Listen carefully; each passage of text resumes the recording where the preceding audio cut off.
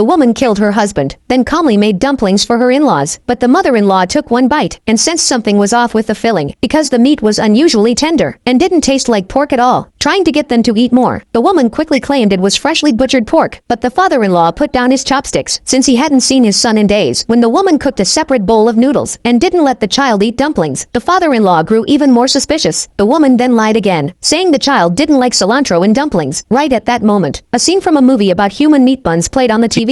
The father-in-law's face turned pale. He suddenly realized he might be eating his own son's flesh. Turns out, ever since the woman married into the family with her daughter, she had suffered domestic abuse and betrayal. When she asked for a divorce, the man responded with a brutal beating, while the in-laws watched coldly from the side, even reminding him to stuff socks into her mouth. But now the man had been missing for several days. The father-in-law suspected she was taking revenge, so the couple went straight to the police station and accused the woman of murdering their son. Then the dumpling meat test results came back. The meat was indeed not pork. Hearing this, the mother-in-law lost control emotionally, immediately insisting the woman was the killer. A female officer quickly stopped her from attacking the woman and asked for the exact test result. When she heard it was rat meat, the mother-in-law's face turned green. Then she started beating the woman. Seeing this, the police officer rushed to pull them apart, only to find the woman's arms covered in bruises. She immediately realized the woman had been abused at home for a long time, so she kindly reminded the in-laws that their behavior was already illegal. But the father-in-law didn't care, insisting it was just a family matter. Seeing how unreasonable they were, the officer decided not to intervene further. But the father-in-law wouldn't let it go. He insisted on suing the woman for feeding them rat meat. The officer calmly replied it was a minor family dispute, then handed the woman her business card, saying if she was ever bullied again to come find her. Facing the officer's firm stance, the in-laws finally left with their tails between their legs. Seeing how scared they were of her, the woman felt a sense of joy, but she didn't expect that when she went to pick up her daughter from school, she saw a group of boys snatching her daughter's lunch, then throwing it on the ground in disgust, mocking her for being mute. Luckily, a girl stepped in to help. As things escalated, the woman rushed forward and fiercely grabbed the boy who led the bullying. Soon, she scared off the entire group. Then she realized the girl who helped was actually the police officer's daughter. The officer arrived and was surprised by what she saw. The woman now seemed completely different from before, acting out of duty. The officer asked her why she married her current husband. The woman finally revealed the truth. 8 years ago, her first husband died in a car accident, but the insurance company refused to pay. She had to raise a child alone and earn money by setting up a street stall. Her current husband was the insurance adjuster. He appeared when she was at her lowest, helped her get the claim, and resolved the insurance issue. She thought marrying him would mean someone else could help raise her daughter. But after marriage, the man changed. He cheated on her and often beat her. What truly broke her was one day when they returned to the old house, and she accidentally overheard him and his mistress. She found out he had secretly bought a huge life policy on her. Once she died, he'd get a big payout, and her first husband's accident was actually